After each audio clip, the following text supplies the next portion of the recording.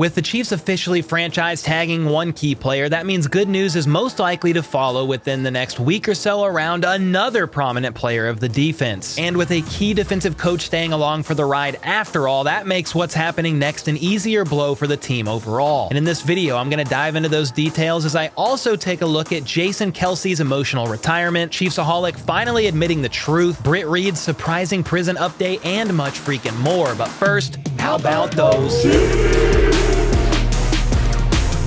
First up, early this morning, Eagles center Jason Kelce announced he'd be holding a press conference this afternoon, and in that 45-minute press conference, he officially announced his retirement from the NFL after 13 seasons in the league. And if you have time, I implore you, please go watch the entire 45-minute video, as it was an emotional roller coaster that was just phenomenally well done. His brother Travis was there, as was Jason's parents and family, and in that presser, Jason paid much respect to his wife and kids, his coaches all along the way, from beginning of time, middle school, all the way through the pros, including Andy Reid for drafting both him and his brother Travis. And I won't forget 2 years later, that same man and my brother receiving a call, and him being drafted by the Kansas City Chiefs. Jason was extremely emotional like this throughout the entirety of this retirement announcement, needing to pause to gather himself throughout, especially when speaking about the relationship he has with his brother,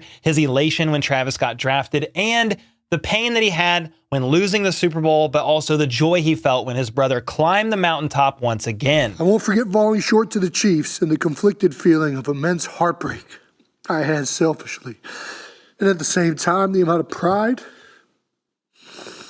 I had that my brother had climbed the mountaintop once again. The impact that Jason Kelce left on the game will forever be remembered, and I know that whatever he decides to do in his career after football is going to be extremely successful, and I hope they keep that podcast going for years to come. Next up, in some HBTC law and order news, we have reached a conclusion on the Chiefs superfan turned fugitive bank robber, or at least are closer to a conclusion, because late last week, the 29-year-old Xavier Babudar, aka Chiefsaholic, pled guilty to charges related to a string of 11 bank robberies or attempted robberies in 7 different states. I've covered this story in detail, multiple videos. You can check out the playlist here all along the way. But this is the weirdo who wore a wolf mask to every Chiefs game and would basically rob banks as he drove to and from these Chiefs games around the United States. He finally got caught and arrested on his way to the Houston Texans game in Bixby, Oklahoma, December of 2022.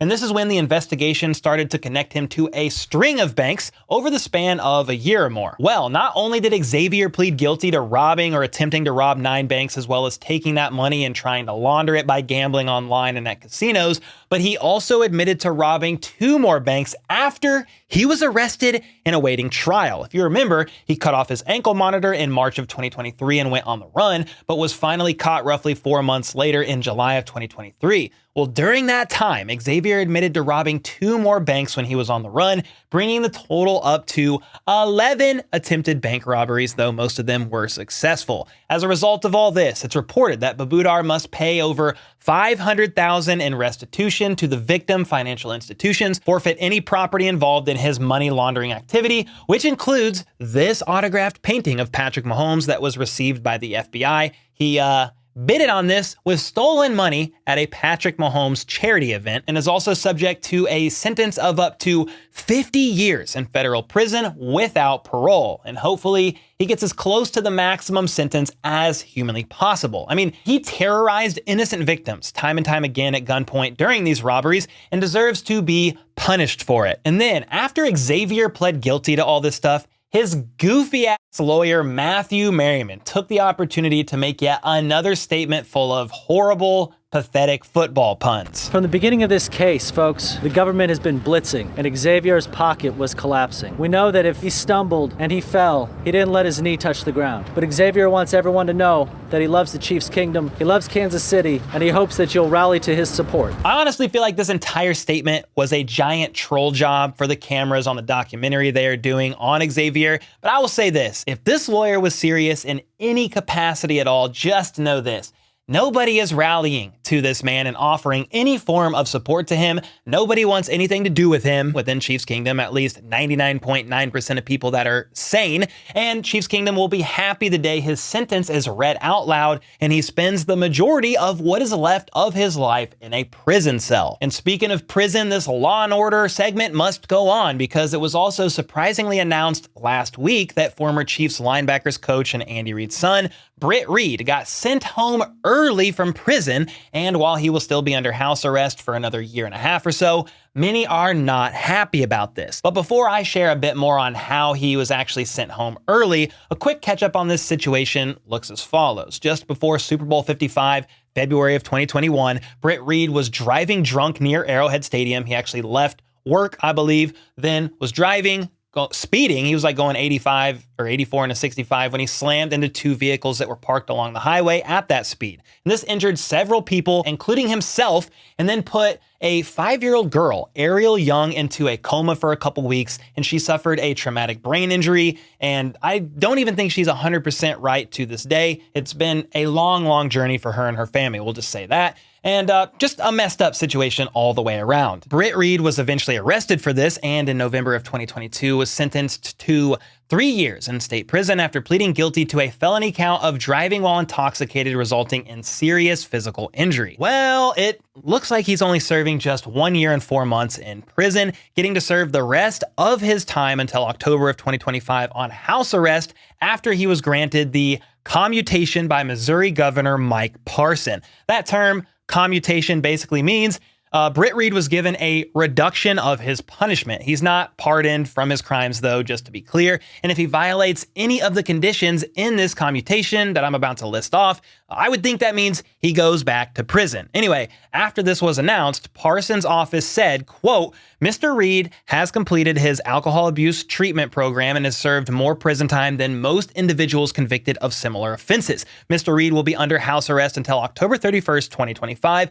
with strict conditions of probation, including weekly meetings with the parole officer, weekly behavioral counseling attendance, weekly meetings with a peer support sponsor, 30 hours a week of employment, among other things that you can see here. And no, I highly doubt the Chiefs would hire Britt Reid in any capacity. In case you were wondering, his time coaching in the NFL, at least for the Chiefs, should definitely be over, as it would be an extremely bad look for them as an organization to have Britt Reid brought back in as a coach in any capacity. Something else worth noting is that after Britt Reid's commutation was announced, all these details, Jackson County Prosecutor Gene Peters Baker said, quote, the governor did not contact anyone who handled this case or those directly impacted, including Ariel's family. There simply can be no response that explains away the failure to notify victims of the offender, end quote. So you're telling me that nobody thought to let the victim's family or lawyer know this was about to take place? That's pretty messed up. If you ask me, though, I don't believe there was any legal obligation for them to be informed. Still, though, it would have been a nice courtesy at the very least. Once the family found out, they were understandably very upset and reportedly disgusted, with many around Chiefs Kingdom upset about this as well, because they feel like Britt is getting off the hook a bit too easily, even though he will be finishing his time on house arrest. Many are pointing out the fact that this isn't Britt Reid's first offense, and that's a big reason why leniency should not be shown here. Britt served time in jail in 2008 for a road rage charge that involved him waving a handgun at a motorist, and he also pled guilty to a DUI and drug charges stemming from a separate incident right around that time. A criminal defense attorney, Matt Timpaniak, even thinks this is an example of a separate judicial system and Britt Reid should not have been let off like this. But sadly, with the governor granting the commutation of Britt Reid's sentence, I don't really think anything can be changed here unless he violates one of the many conditions that you can see here on the screen that have been set. In the state of Missouri, it looks like drivers who get into accidents while intoxicated that results in serious physical injury typically serve sentences that range from 2 to 7 years. So it looks like Britt received just under the minimum 2 years actually in prison, but will serve 3 in total when you combine the house arrest. And again, I'm no lawyer here, so I'm not sure how multiple offenses factor into all this. I just personally would have liked to see him at least serve his maximum role there in jail. But sadly, this is the law, how it played out, and basically that is that. Let me know what you guys think about all this. Are you fine with the commutation handed down by the governor as long as all the conditions are met by Britt Reid during the remainder of this house arrest? arrest, or do you think he should have stayed in there in prison for his full term? Let me know either way in the comments down below. And then we might have some very good Chris Jones news coming from the Chiefs here in the very near future. Albert Breer of Sports Illustrated came out with an article this morning about his 2024 NFL Combine takeaways. And in that article, his guess that he made clear was a guess is that the Chiefs end up getting a deal done with Chris Jones this week. It's obvious Chris Jones wants to stay, as he recently drunkenly shouted it via the Super Bowl rally microphone from the stage. Brett Veach also made it clear that Chris is priority number one for the team in free agency before moving on elsewhere. They also have months and months of a head start on negotiations, considering how long talks went last offseason between the Chiefs and Chris Jones's agents. Breer noted that there has been progress made in these negotiations as the team and Chris's agents met last week at the Combine, and think there's common ground to be found on this one, and ultimately a deal does indeed get done. The question is, if a deal does get done, how much money are we talking about? Well, Jeremy Fowler of ESPN said most around the league expect Chris Jones will not be playing for another team next season, and believes if the Chiefs can get to around 27 to 28 million per year, that should, quote, help close the deal. Interestingly enough, Fowler then said that the Chiefs have work to do, which I took to mean the Chiefs aren't yet in that $27 to $28 million ballpark. I mean, if they aren't, that's a bit confusing to me, considering Chris Jones reportedly wanted around $30 million per year last offseason.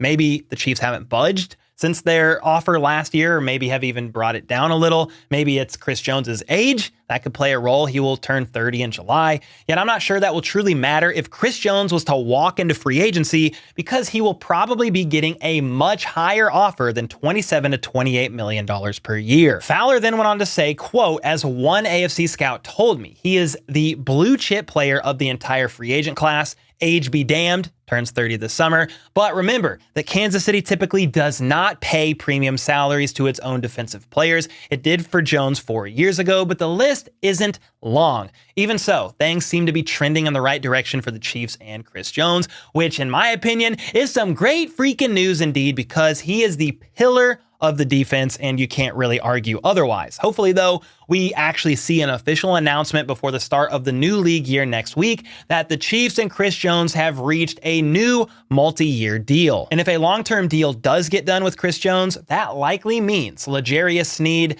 does get tagged and traded. Deanna Rossini said yesterday that the franchise tag will officially be placed on L'Jarius Sneed today. And I'm recording this video at 2:45 p.m. and just 3 minutes ago, Ari Mirov, he said the Chiefs have officially placed the franchise tag on cornerback L'Jarius Sneed. The official price tag, $19.8 million. Trade is very possible, but will require compensation for Kansas City and a long-term deal for Sneed. There are a lot of moving parts. So the tag has officially come in. Well, what's next? Obviously, a trade is more than likely going to be explored. Jeremy Fowler thinks Sneed will command a second-round pick and a deal worth more than $20 million a year. NFL insider Ari Mirov said that talks between Sneed and the Chiefs have indeed not appeared to be close as far as numbers go, and that a second-round pick would most likely get a trade done. I know others think that L'Jarius Sneed should be worth at least a first-round pick, but if no other team offers a first and the Chiefs can't afford to pay him, they're going to have to settle for the best offer they get from a team, and considering L'Jarius Sneed is a former fourth-round pick,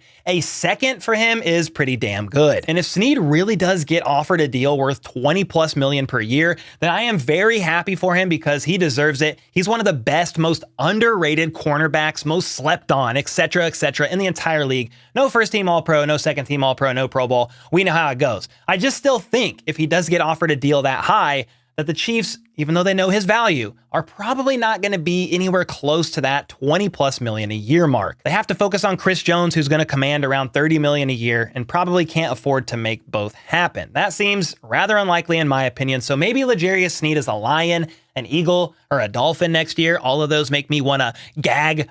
Those are just a few teams though, because there are a lot who really need a corner. Some good news here is that while L'Jarius Sneed does have a high chance of ending up elsewhere next season, Chiefs defensive backs coach Dave Merritt seems to be staying with Kansas City. He was interviewed by the 49ers last week for their open defensive coordinator position, but thankfully the 49ers, for whatever reason, went a different route. They ended up promoting their defensive passing game specialist Nick Sorensen. I have no idea if he's any relation to Dan Sorensen.